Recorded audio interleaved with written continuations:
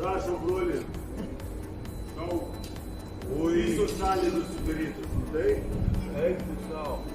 O tu žinai, kad čia šungerniukai dėja padarė mikroautobusą, darė, kad jie įsigijo, darė tą savas Mindaugu kalbėjo ir vakar Mindaugas Vaidė įsigijo tą mikroautobusą specialiai pritaikytą žmonėms su negalia.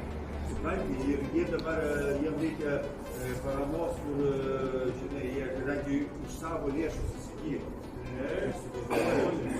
Didžiausia pagarba, žinokit, o viduj tai pritaikyta visiems. Tikrai, ir jeigu yra galinčių ir norinčių prisidėti, paremt tos žmonės, kadangi čia tikrai